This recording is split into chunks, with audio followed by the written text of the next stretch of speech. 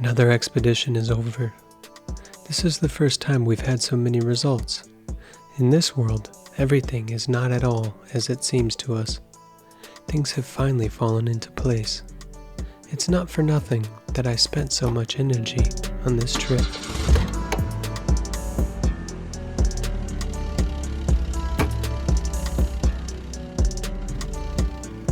Thanks to my school teacher of history, Petrovna Arkeologovna, as we've called her back then.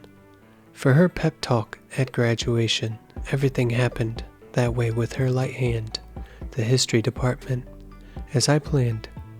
And already in the second year, there was serious work on excavations. Yes, the first expedition, as the first lesson in school, will never be forgotten, thanks to Petrovna. Now I can no longer live without it all. Just think of it. I didn't want to go. I thought, that's it. I had had enough. Thank God, Sergei supported me. Thanks to him, I should call him when I return and share this incredible insight. It will certainly turn his whole work on religions, and his whole life, I guess. El Toro. I still can't believe what we saw there. Everything I've previously studied has completely changed its meaning now. Our whole history is some kind of a monstrous deception.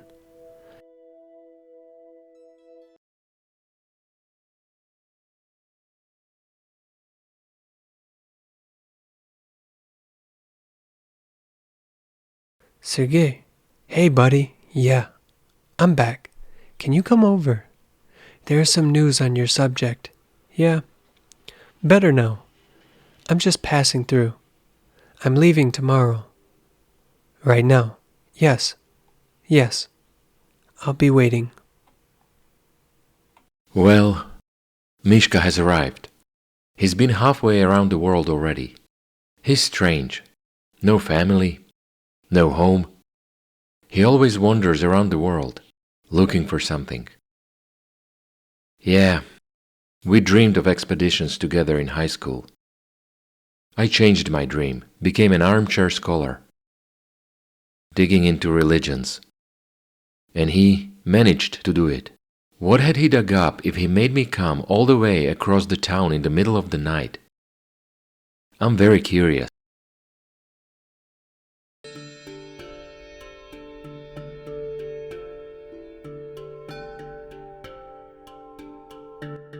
Whoa, I'm all ears.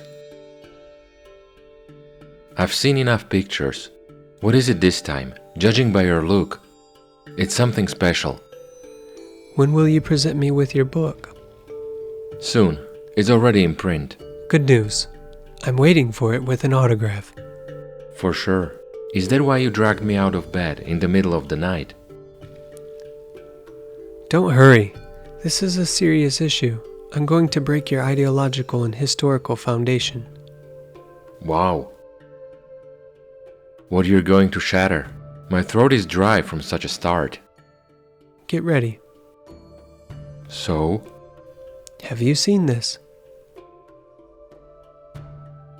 Have you found a treasure? That's exactly the treasure. Have a look.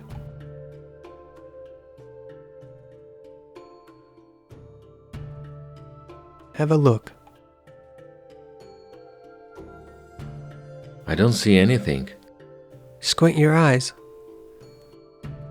Yeah, looks like some kind of freak's head. Check on the internet. You can see it better there. Remember this image. Today, it will be of use to us. And what does that mean? Let's go another way. Have you wondered why ancient architects put domes on temples? Go on. Just think, 1,000 years ago, there were no tower cranes, and the dome is not a simple structure. Why create complications to oneself at high altitude? Why not make a flat roof, or at least a conical roof, and feel fine? What difference does it make where to pray to God? So that's what you mean. Of course I've thought about it. There are different theories, but you obviously have a special explanation, otherwise you wouldn't have asked. A lot of people come to the temple for services. They sync up together at the pastor's words, right? Right. And this crowd simultaneously directs the energy of their aspirations to God. And where is God, according to modern dogmas? For believers, God is on the clouds of heaven, somewhere up there. That's exactly the point. Do you mean temples collect the energy of believers? Notice, you've said that yourself. You seem to be coming at it from very far away. Tell me straight what you found. Okay, listen. We have studied many stones with very strange drawings. Found in the vicinity of El Toro Hill. The first unique finds on this hill were discovered about 60 to 80 years ago in ancient burials and rock caves.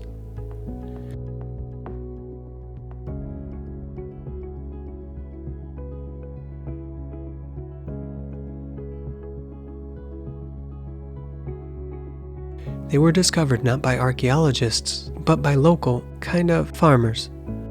Black diggers. Call them what you want. People make a living as they can. It's difficult there. Actually, it's a risky activity. To get into the cave, you have to go down through a very narrow, long manhole. Not everyone would dare to do it in those conditions. It is hot. There is almost nothing to breathe. There can be no rains in years. Why don't archaeologists dig? Another question is, why the officials bypass this topic? All artifacts were found by unauthorized excavations, and their exact number is not known. Local researchers estimate that there may be between 3,000 and 5,000 pieces. Have a look.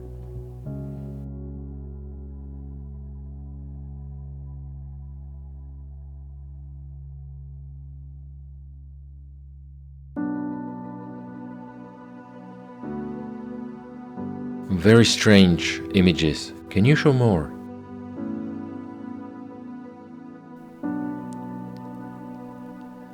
Yes. This is surgical operations, sacrifices, UFOs, a wild mixture. You mean if it's real, the officials couldn't have ignored it? Yes.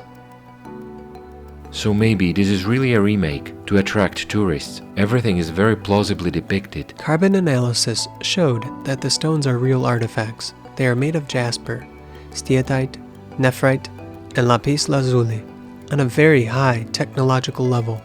There are researchers among us who have been doing this for a long time and have wondered why many nations have developed a cult of deformed heads. And they say directly that El Toro is the base of aliens and link this cult to imitation of egg-headed gods. This is where we go from hypothesis to reality, if I get you right. Hold on, it will be up soon. There is a very interesting picture. All the artifacts somehow related to the unclear alien beings are within a radius of about 100 kilometers from the hill. It gives the impression that some kind of civilization center existed here several thousand years ago. Have a look.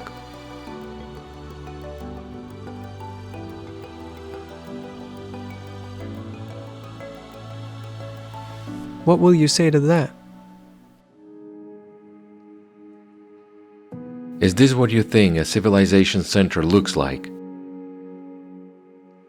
There's a lot of questions so far. Hang on. The answers will come soon. We'll go over your field too. Are you hinting at religions? Yes, but we'll talk about that later. Look, this is not a single scene. And here.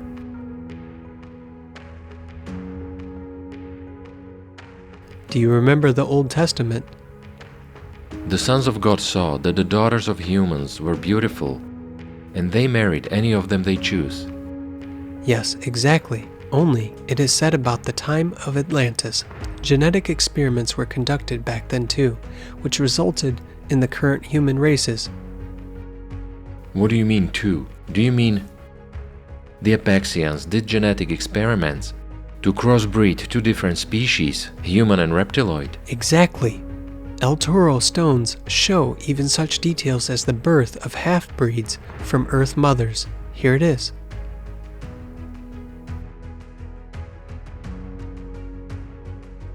Have a look.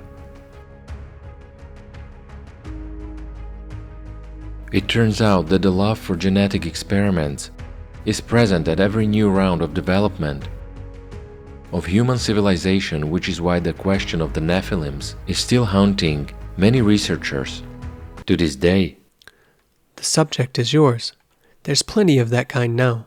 Someone even managed to draw icons on the internet.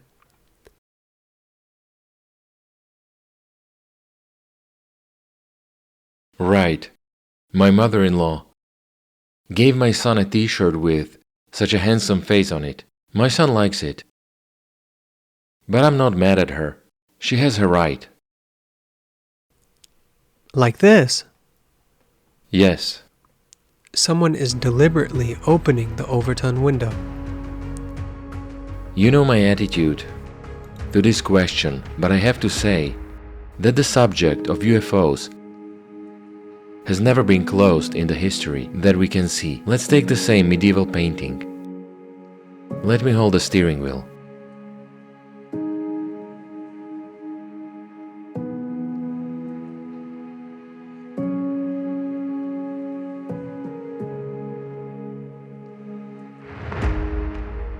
Here, have a look.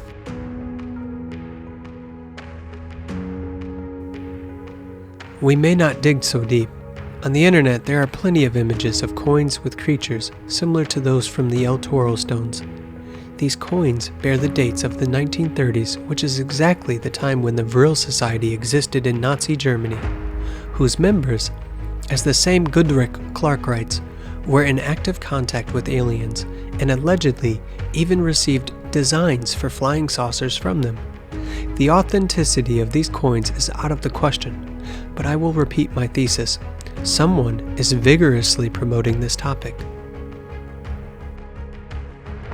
From the Vatican, we often hear a lot of very strange statements on this issue, that they are ready to admit aliens into the church even tomorrow.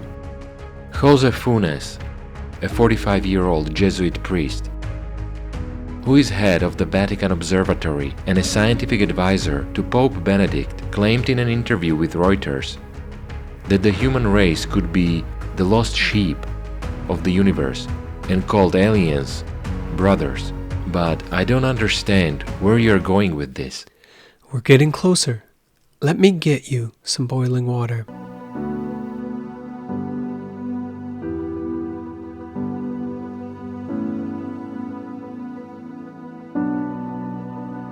You know, I'm beginning to get a taste for it. By the way, continuing the theme of the Pope, his vestment is something special. I'll take another stone out of your ideological foundation. Well, give it a try. His vestment depicts the Tarapaca geoglyph from the Atacama Desert.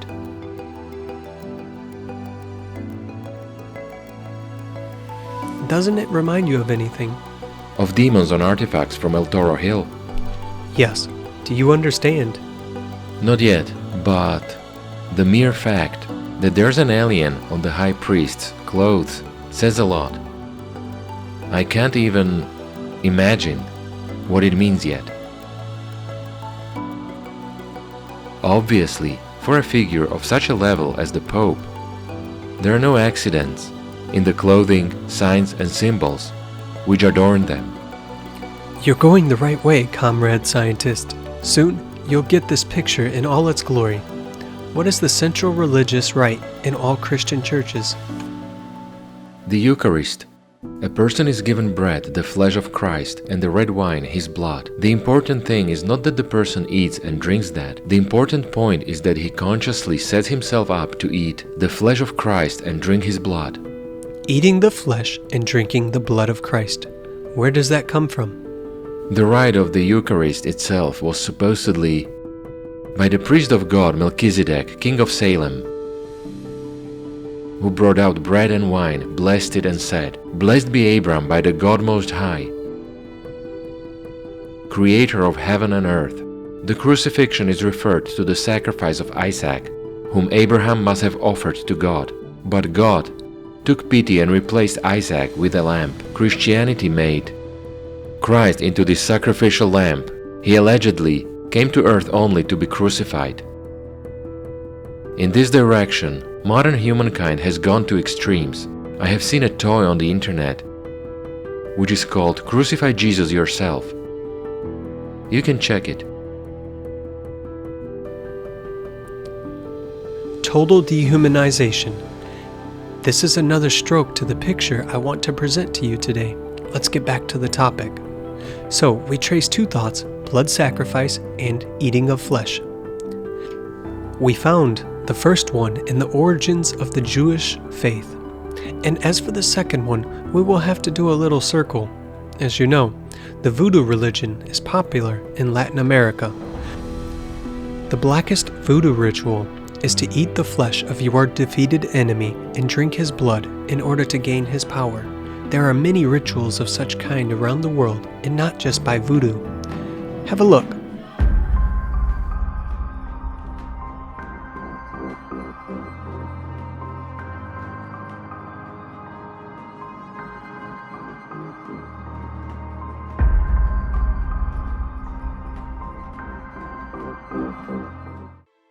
If you look at it from the outside, it looks very savagery. Christ said, "No longer do I call you servants, for the servant knoweth not what his Lord doeth, but I have called you friends."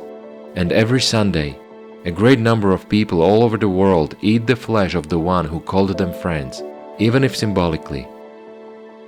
We know from the words of Christ that everyone that looketh on a woman to lust after her hath committed adultery with her already in his heart. That is, Christ equates what a man does in thought with an actual event. It's true. But the question is, someone implanted in people's minds that by eating the flesh of Jesus and drinking his blood, people will become partakers of the divine nature. And why did he implant this idea? It is well known that this custom comes from the primitive tribes. Let's not hurry and gradually move back in time. Let's turn to the Telleriano Remensis Codex. You probably know these are Spanish commentaries done in the 16th century on Indian drawings going back to pre-Hispanic pictographic texts. I've heard of this book. There's a remarkable fragment there. I'll quote, "It was the way in which blood was sacrificed from the tongue and the ears and the sides and the feet and the shameful parts. Only chief priests did it, and they were black with gum, because it is the sacrifice was at night. They needed fire, which they never put out, unless it should always burn in the temples, where they always had blades, and pipes, and shells, in which they had incense. And although they sacrificed children in the temples, not all became the object of sacrifice, but only the most important among the people. And in a certain place of the temple in which the priests offered sacrifices, they placed a tunic similar to our items of painted leather. All this is known with certainty, and it is certain that these people came from Judah, because all their rites in this chapter are almost the same as in the text of the book of Leviticus." Wow. Where is Mexico? And where is Judea? And now, a little distraction. But as you'll see later, that too will be a touch in our big picture. I'm impatient, dear artist. Look at this map. This is the county of Coimbra in Portugal. A map. What could be interesting about it? It's just the countryside, gardens, vineyards. There is a small town here. Something like that. That's right. And now I'm going to translate the names of these villages for you. Hold on to your chair. Rotorta, Alem de Agua,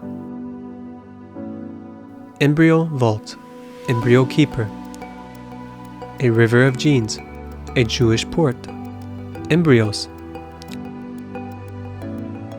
fused embryos, chimeric embryos, young couple, menagerie, beastery, breeding nursery. Droc in Latin is genista, and genista in Portuguese is genius. And here's another noteworthy area, 40 kilometers from Lisbon. Negro embryos, sheep embryos,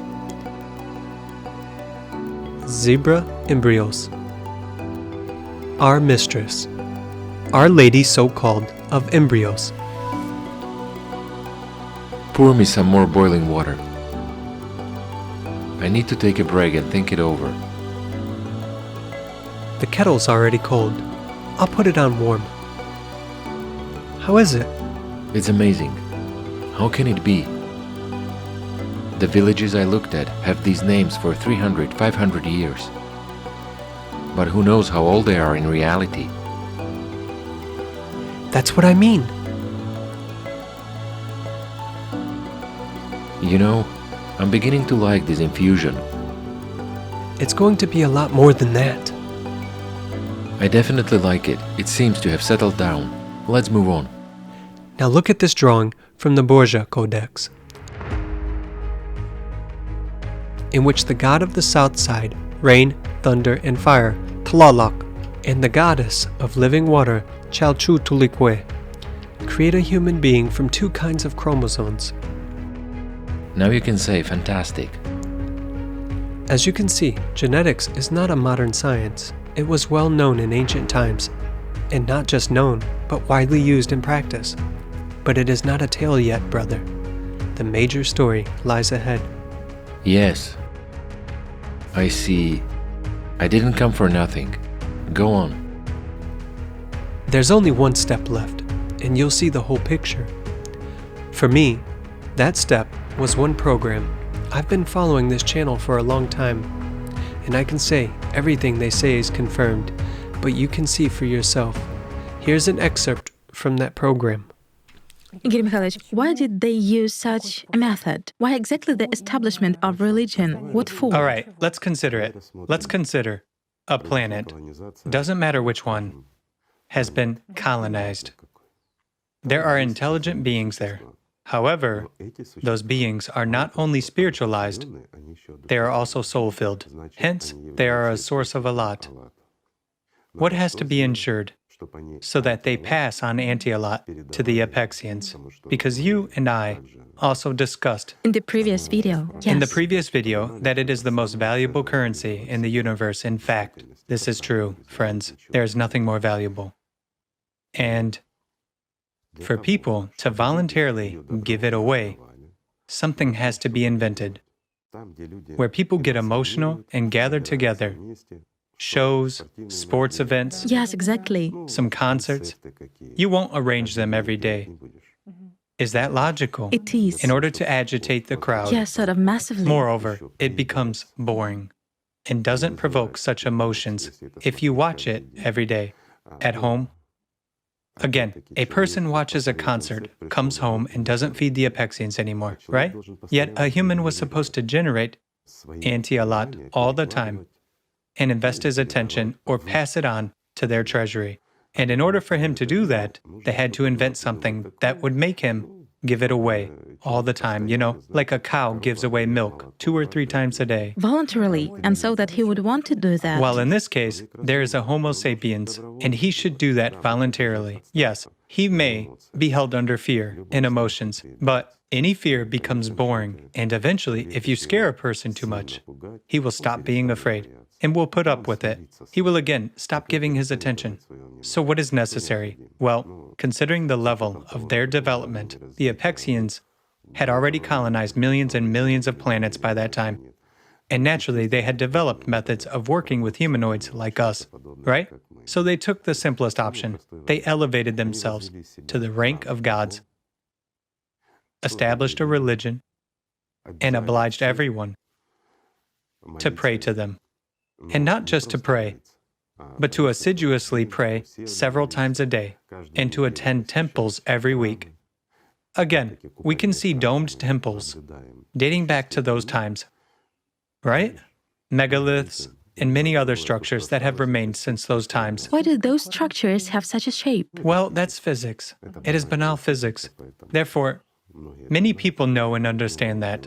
But the thing is that the structures have remained in that shape to this day. We sort of transmit energy, while the structure collects and passes it on. This way, it is easier, and less is lost. Again, those very antennas and many other things. So, what else did they introduce in those religions? It is natural that they cannot lead people to God, as we have already said, but they didn't have such an objective. The main thing for them is that people would give their attention that they pay. That is why those who prayed more diligently and were more faithful to them, and other people noticed that, the Apexians exalted those individuals above others. They made their lives better, richer, more dignified, and put them in command of other people. Later on, as far as I remember, approximately in the middle of the 25th millennium, the Apexians already introduced a priestly class of people and thus made them intermediaries between themselves and people. Then people began to perform rituals, sacrificial rituals. As everyone already knows, those who are keen on this subject, the Apexians consumed people, not only mentally, taking our attention, but also in reality. That is, a human was a delicacy for them, so they sacrificed humans as well. That's how it went on. However, those who gave themselves, let's say, in the service of the Apexians became priests and rulers over nations, and everyone saw that God gives. That gods actually give people wealth, good life, and health. And taking into account the level of their development, they could easily see those who were against, who were indignant, who doubted, and they punished such people, again, publicly. Does it mean gods also punish? They not only exalt, but also... The punishing gods. Of course, they also punish. This is so interesting. It turns out that there are certainly echoes of that to this day. For sure. Because there is a God who gives you material benefits. This is God's special favor if you are faithful to Him, if you are God-fearing. In the same way, a lot of people wonder, why is God actually loving, but He is also fierce, indignant, and angry? Why is it so? And here are the echoes of that. It originated from those times. So, there are different kinds of beings in this universe, but they all fall into two groups: those who have the ability to receive power from outside the material universe, and those who do not have that ability. Are the first ones us? Yes, the beings who have soul receive the power directly from God. All others have to take it away. Therefore, we, humans who have such a value as soul during our life, are of interest to all soulless creatures of the universe. It was by such creatures, the Apexians, that our planet was taken over earlier 25,000 years ago. And now, where are they? The circus is gone, but the clowns remain. What do you mean? The Apexians were expelled from Earth by the highest humanoid race in the universe, the Anunnaki. At the request of humans, the Apexians were driven away, but the story of gathering the power of attention did not end 24,000 years ago. The era of Atlantis began. Supreme ruler El used the Apexians' legacy to gain total power over mankind. He became the sole ruler of the earth, and his son Yahweh, using the Apexian genes, created the Jewish people. It was the Jews who became the first priests of modern humanity, appointing themselves mediators between gods and men. They continued the Apexian tradition of harvesting life energy.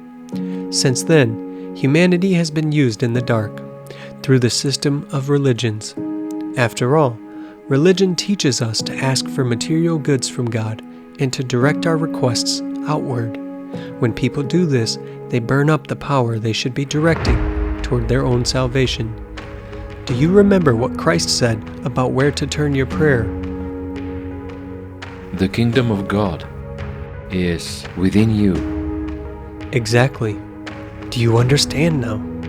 I see that the puzzle is really beginning to take shape. Now I understand why domes were needed in temples. Because thanks to their shape, they accumulate energy and transmit it. But in order for the letter to reach the addressee, you need a name and an image, don't you? Right. I think this is what those who wear images of soulless creatures on their clothes and paint their portraits on the world's most mass-produced currency are preparing us for. Mankind may be offered new images of saints like the ones we have seen today in the near future. What a story. Yes. Wait. With the robbers of the force in the universe, I understand. But what about us? What is our role, our task? What are we given the power for that the aliens are chasing? Finally, this is the most important thing I called you for. Now you know almost everything. All that's left is to put a shine on our canvas of reality. What is happening now on Earth is only possible when people do not know why they are given this priceless power. Only under these conditions can it be taken away from people, because if they know what it is and why, they will be very, very careful with their attention. The power given to them by God. And attention is a projection in our world of the power that comes from the world of God through our souls. What is it? What is it for? That's what all religions talk about. Yes, yes. If they didn't have it in them, it would be impossible to lure billions there. But the grains of knowledge are hidden in the mountains of chaff, and only those truly devoted to God can find them. After the prophets left the world, there were very few such people left, as you understand. That's why our world is on the brink of death. Cataclysms are getting stronger every day, but we still have a chance. That is why I'm talking with you and called you in the middle of the night. Our world was created for the sole purpose, so that people like you and me could enter the world of God through the doors of the soul during their lifetime. That's it. There is no other meaning or purpose for this universe. And if someone didn't come through the doors, what then? Then after the death of the body, he becomes a subpersonality, a parasite on a soul. And just like the Apaxians, only from the invisible world, it steals the living person's life energy if a person didn't go through the doors of the soul while living in the body. He has only one reason to exist: to gobble up someone else's power of attention. When he does not eat, he has a terrible hunger. Such a former person, a subpersonality, can never come to God. He loses forever this most unique chance, which is given only once. That's the point of everything.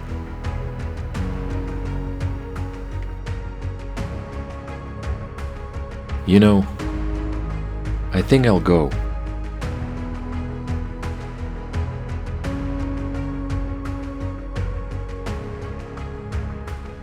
It's too much for me.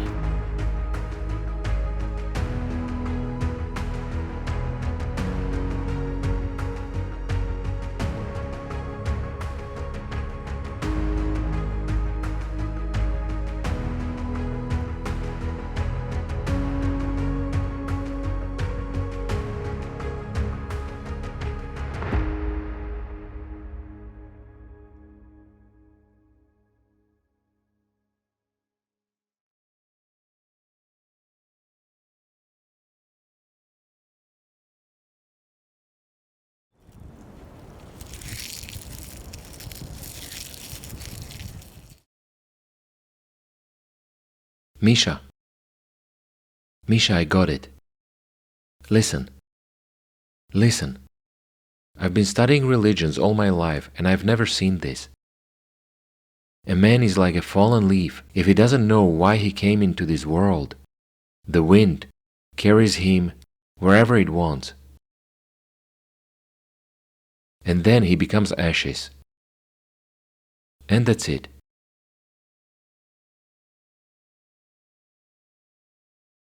And it gets swept out of the way like rubbish. Simple as that. But how simple it turned out to be. Just go through the doors of the soul and that's it. That's it. That's all the meaning I've been looking for as long as I can remember myself. I know that now. So it's my duty to go through those doors. And also to let everyone else know about this simple meaning. It's already changed me. It will change the world. Thank you. Take care.